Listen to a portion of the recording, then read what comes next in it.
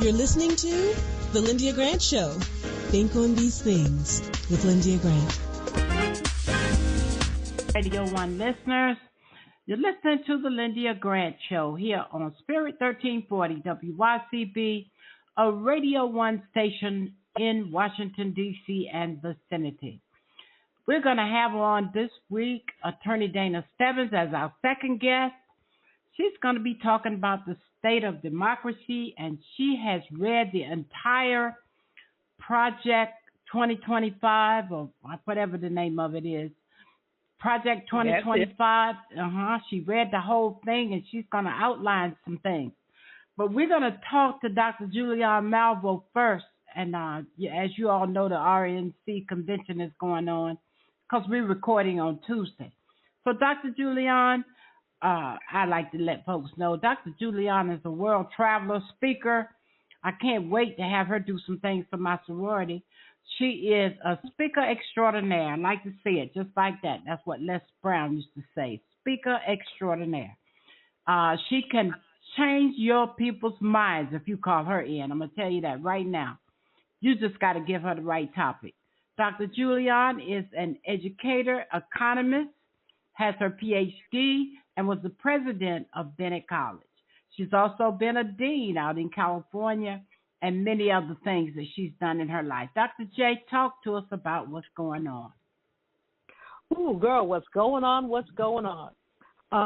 Well, everybody is still talking about, the attempted assassination of former President Trump.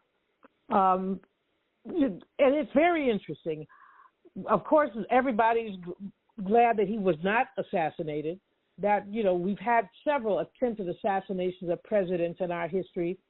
Think of Ronald Reagan, and, of course, we can think of others. But it's just disruptive to democracy. I'd rather just beat him at the polls. We don't have to do all that. But the young man who is accused of the young man who is now dead, who was killed, he dig this, Lyndia. This is just too bizarre to be real. He climbed up a ladder to get to a roof so that he could shoot at the former president. Mm-hmm. How did he do all that with all the Secret Service? I'm telling you, it's amazing. How you get the ladder in there?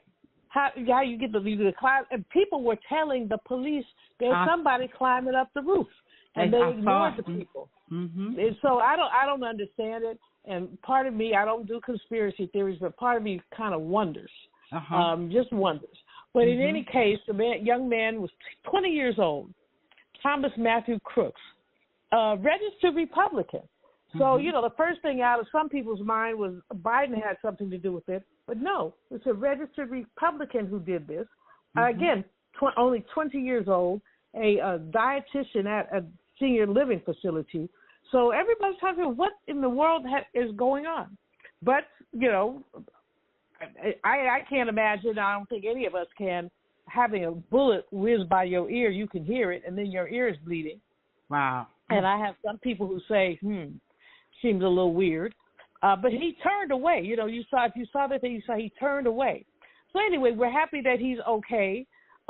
We won't be happy if he wins the election, but we're very happy that he's okay because we really don't need that kind of energy. But I'm also concerned about the rhetoric about violence, and also about guns.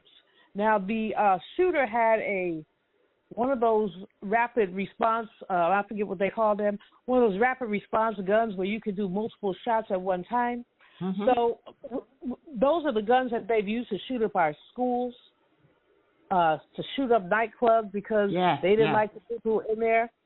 So, the Republicans have been most insistent that you cannot regulate guns. They might want to rethink that in the light of what's happened here. I mean, it's really a horrible situation, but we have more guns in America than we have people. And since about half of us don't have any guns, it means the average American has at least 2 guns. Does that make any sense to you? No, it doesn't. It's ridiculous. Well, the other news coming out of there, of course, is that on Tuesday, or really Monday night, Mr. Trump selected J.D. Vance to be his vice presidential nominee.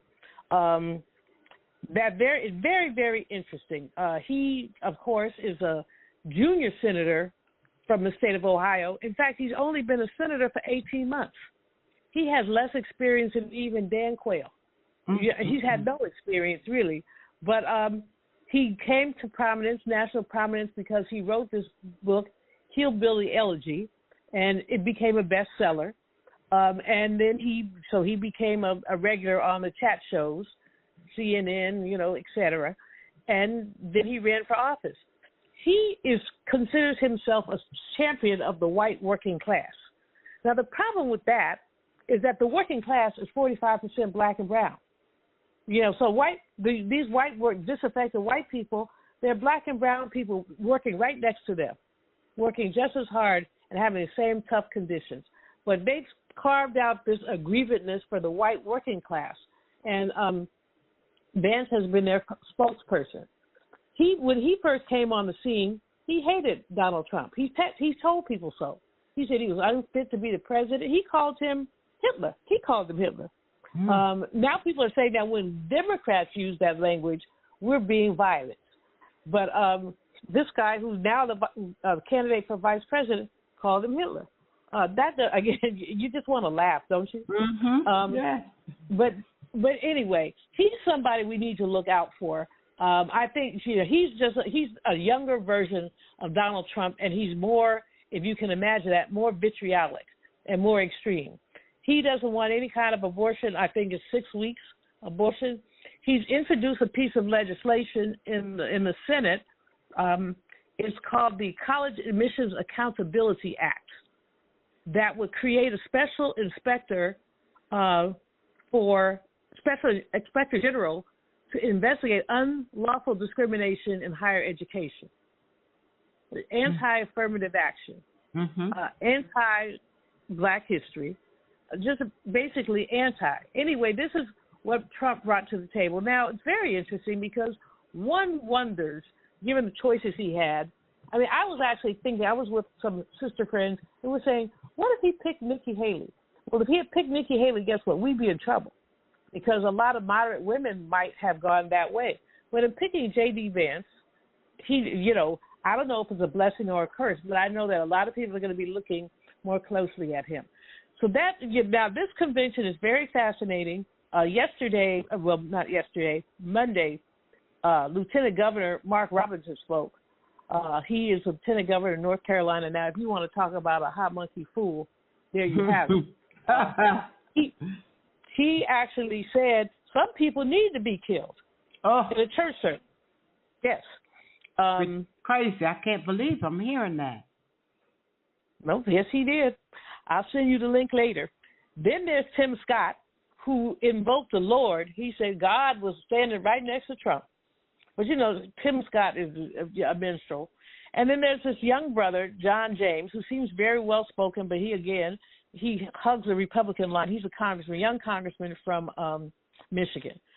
President Biden has been out there. He's been doing his thing. He had an interview with Lester Holt, and he gave Lester a lot of pushback. I thought it was really good. Lester Holt tried to get him to say some things. He said, that's not what it is. That's right. He went to the NAACP in Nevada, and he was speaking there on Tuesday evening. Very forceful, very good. He is later speaking to Unitos, a Latino organization, also in Nevada, and he is having an interview with our friend Ed Gordon at BET. So he's out there. Can't say he's not out there. However, the polls are suggesting in Virginia and Pennsylvania that he's lagging a little bit. Not a lot, a few percentage points. But as everybody's saying, why people keep tripping about these polls? These polls are a snapshot. They're a moment in time. I asked you that, who are you going to vote for if the election was today? Well, the election is not today. So you could ask me that, but a month from now, a week from now, I might be somewhere else. But anyway, President Biden has been holding his own, although the word on the street is that there are those who are persuading him or trying to persuade him to step down. He says he ain't going to do it. Now, New Jersey Senator Bob Melendez was convicted of 16 counts of this, that, and the other, basically being a foreign agent, bribery, a number of things. He says he's going to appeal, but Chuck Schumer has said he needs to resign now. because he was on the Senate Foreign Relations Committee. At one point, he was the chair of that committee. So he has secrets. Mm-hmm. You know, he has secrets. And if you've been bribed and all this, and they found $200,000 of cash in his house, gold bars, they let the jury play with the gold bars. That would. So anyway, neither here nor there. That poses a problem, and it poses a problem for Democrats, of course. We have not heard the word abortion a lot, but J.D. Vance is very, very, very anti-choice, and that's going to heat up as soon as the Republicans finish their convention. Let me just get off of all these politics for a minute. 1.5 billion people have been exposed to extreme heat in the last week. D.C. has experienced 100-degree days. L.A., Chicago, Houston, 100-plus degree days. OSHA, the Organization of Safety Health Administration, they have no rules. So if you're a construction worker, they don't have to let you take time off. You get a lunch break. It's to the discretion of the employer whether you can get a water break in that kind of weather. That's scary. That's really scary, and we just have to think about that when we think about Project 2025, just to wrap that up, because Clarence Thomas has said he wants to get rid of OSHA, the organization that basically regulates your health. He wants to get rid of it. He wants to get rid of many of these administrative agencies. Meanwhile, people will be passing out on the street because this heat is just out of control. We really have to talk about climate change, and nobody wants to. I think that's it for me, unless I have another minute. I don't think I do. No, I think that's it. Thank you so much, Dr. Julian. I appreciate you for talking to us today. We'll talk to you again in 2 weeks, because next week we're going to be talking about my event in Birmingham, Alabama. So thank you so much, and we'll talk to you again. Well, good luck. Good luck in Birmingham. Thank you so much. Now we're going to go to thank you. We're going to a commercial break, and we'll be back in a moment. If it wasn't for my care coach at AmeriHealth, I probably wouldn't be so healthy right now. As a man, you know we don't get checkups or see a doctor regularly anyways. It's probably just a man thing because none of my partners go either. We know we should, but we just don't, and hope it works out. So what changed for you? AmeriHealth assigned me a care coach, somebody that gives one-on-one help, answer questions, explain things, and help set my appointments. She also helped me understand what having high blood pressure really means and ways to manage it so it doesn't kill me. It ain't nothing to play with. If you're a member of AmeriHealth, ask for a care coach. I'm glad I got mine. At AmeriHealth, if you need a care coach, you can have one. Just call us at 1-877-759-6224 to get connected. 1-877-759-6224. This program is funded in part by the government of the District of Columbia Department of Healthcare Finance. Mayor Muriel Bowser. Washington Informer religion columnist Lyndia Grant. Rosa Parks refused to give up her seat on a segregated Montgomery bus. In lectures on brotherhood, Ms. Parks often said, "People always say that I didn't give up my seat because I was tired. But that wasn't true. I was not tired physically. I was not old. I was 42. No, the only tired I was tired of giving in." Driven out of Montgomery by harassment and death threats, Detroit, Michigan became her new home. Rosa Parks will always be remembered as the mother of the civil rights movement. Raised in the AME church, she once said, "I remember finding such comfort and peace while reading the Bible." Read more in the religion column of the Washington Informer, an award-winning African-American newspaper. We don't report crime or gossip, just positive news. Pick up the Washington Informer or visit us online at WashingtonInformer.com. Call 202-561-4100 for more information. This is Frank Smith with the African American Civil War Museum in Washington, D.C., located at 1925 Vermont Avenue Northwest on the Green Line. Did you know that a recent study found that children who visit museums do better in school and in life than children who do not? So parents, teachers, and preachers, let's get moving. I promise you, if you bring your children to the African American Civil War Museum, they will be inspired by the images that they see. They will be impressed by our living history reenactors who are always available, and they will be involved in our scavenger hunt that takes them throughout our exhibit. That's the African American Civil War Museum, 1925 Vermont Avenue. Our hours are 10 to 6:30 on weekdays, 12 to 4 on Saturdays and Sundays. See it. Be inspired. And we are back from our commercial break. Thank you for tuning in to the Lyndia Grant Show. Today is Friday, and we are here talking to our second guest that's on every month. I'm sure you all have gotten accustomed to her now, Attorney Dana STEBBINS. With all the things that are happening in our country, you see me take a deep breath just now.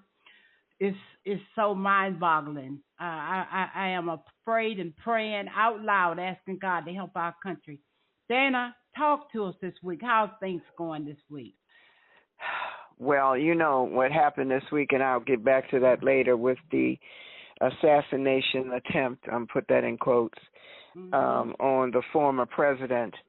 But what really happened was I spent a lot of time reading through the 900-page document called Project 2025. Yes. That is to serve as the basis of the platform that the RNC, while it's meeting this week, adopts for the Republican Party, and to map out the first 180 days of a Trump presidency. It is so scary, and I can't even begin to tell you, if this happens, what we will be looking at. But I'll try to do it quickly, and so that you can ask any other questions you want. So Project 2025 is a proposed presidential transition plan, and it has 4 parts to it: a policy guide for the next administration, a LinkedIn database of all the personnel who they meaning the Heritage Foundation, has already cleared who could serve in the next administration, training for a pool of candidates dubbed the Presidential Administration Academy, which everyone who goes to work in the administration would have to go through, and a playbook of actions to be taken within the first 180 days.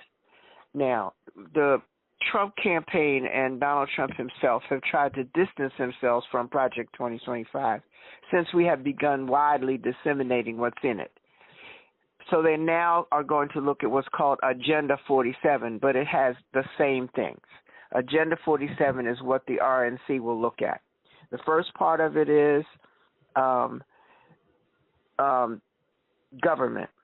They plan to place the entire federal bureaucracy, including the independent agencies like the Justice Department, under the direct control of the president, calling that unitary executive theory. They plan to eliminate civil service protection and replace it with political appointees. That's hundreds of people that will lose their jobs. They're going to declassify government records. They're going to eliminate the Department of Education, of Homeland Security, and they're going to start the largest deportation program in the history of our country. That's under government. Under climate, they're going to slash spending for anything and any research about renewable energy, and they're going to stop the war on oil and gas and allow oil and gas to come back into control. They're going to slash corporate taxes and abolish the Federal Reserve Board.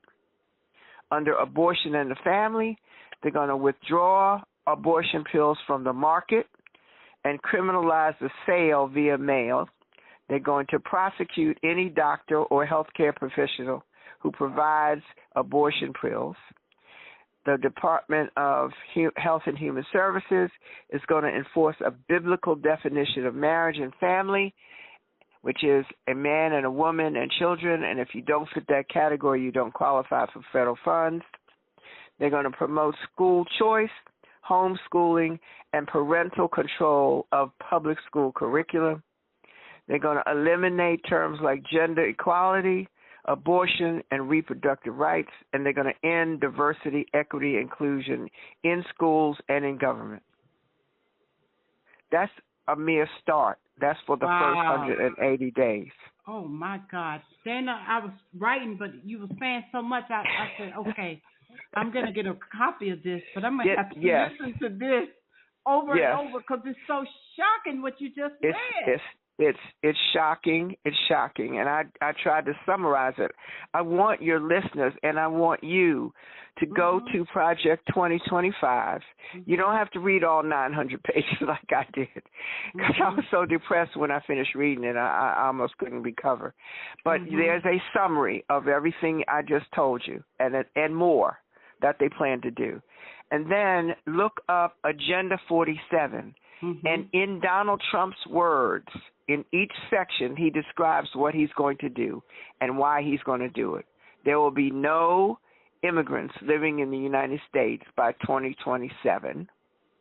Wow. There will be no visas issued from any country other than European countries. So he tells you in his own words what he's going to do. Shutting it down. Oh, my gosh. Yep. Now, the $22 million budget and strategies to implement immediately. So you might ask how they plan to pay for this. What they're going to do is take money, since they eliminated all those agencies, the Department of Education and all that. They're going to take funds from higher education facilities and tax university endowment systems. They're going to gather all the money from the private sector they can find and from public funding institutions. So those would be left with no money, none. And they would use that $22 million to set up this new government. And it is a brand new government. He's also saying that he will demand that Congress, the House and the Senate, support every initiative that he sends them. So there's the other part of the story. If we allow the Democrats to lose control of the Senate and we don't regain control of the House, and this Republican Party, this new Republican MAGA Party, takes control of government, they will have the House, the Senate, and the White House. And there's very little they won't be able to do. Just like the Supreme Court now is doing whatever it wants to do, there'll be very little that he can be able to do, that he won't be able to do. All right. So now, Dana, let's just ask this. After he had this close brush with death, and I mean it was close, former President Trump promised to try to bring the nation together. Do you believe him? No. I don't know. Emphatically, no. If you look at all of this, he may tell you that he doesn't know anything about it, but all of the people who are developing this were part of his administration, part of his transition team. They're not coming out of nowhere. They're people that he knows. So when he says bring everyone together, he means bring everyone under this agenda, which promotes white and wealthy supremacy. It decreases opportunity for diverse members of our population. It puts the education of our children in the hands of dictatorial, Christian-dominated educators who don't believe in anything but teaching from the Bible. And there's really nothing wrong with that, except that can't be all you teach. And then he's going to expand the working class by limiting the number of people who can get degrees and get professional jobs. Everything else will be slanted towards workmen. This sounds like communism. Workmen who will support the government and pay taxes. So no, if you ask me, is he going to bring the nation together? I would say yes, but it's going to be one nation under Trump. And when you said that, it reminded me when I was in Trinity College, in one of my classes where they had, I don't know remember where it were, but they were white people that worked in the field, but they had more clout than, I forget the name of them right now, but they had more clout than slaves, which was, my professor said that was where the idea of slavery came from. And they had those mansions, and the people lived far away, and it's just that whole picture came into my mind when you said that. You said the people will have to work, but it's all about what's taking care of the rich people. Yes, because it's now called educate for jobs, not educate for careers, not educate for advanced educate, not educate for jobs. And only a few select people who get into private institutions, which will be funded by the government, will be able to expect to be professionals and move out of the working class. The rest of us will be told that our job is to make enough money to support the government's programs. And can I just say, Dana, and you tell me if I'm wrong, that also includes the working class includes some whites and blacks? Yes, it does. I mean, really talking about rich. Yes, rich at yes, the top. It's wealthy. I mean, white supremacy really is about wealthy white people. It's not really about poor white people. They just don't realize it. When they hear white supremacy, they think they're included. They're not. All those people at his rallies, they're not even included in his plan. No, for the most part. No, they're not. But no one is going to come out and say that because he will lose all them. He needs all them to win the election. But no, they're not. They're not. When you read this document, you will understand they're not included. We're not included. Latinos are not included. Asians are not included. Women, for a large part, are not included. No. And when you get rid of all the immigration, the people who come here from other countries and make us the diverse society we are now, we're going to go back to being one nation under Trump, which is white-dominated, controlled America. Wow. All right. Well, that was heavy today, Dana. I'm telling you. I'm sorry. You shocked me. And I got to share this. I can't wait to get the copy so we can share this widely. Yes. Oh my Please, God. Project 2025 or Agenda 47. Either one of those. And You'll find it all there. You brought out some of the highlights, so thank you for that. You're welcome. All right. We'll talk to you again next month, Dana. Thank you so much. You're welcome. And we're going to close our show right now by saying words, thoughts, and deeds have a boomerang effect, so be careful what you send out. Scripture says, my people perish for the lack of knowledge. From the Lyndia Grant Show, I'm your host. I hope you enjoyed Attorney Dana STEBBINS and Dr. Julia Malvo. Until next week, good day. Thank you for listening to the Lyndia Grant Show. Think on these things with your host, Lyndia Grant.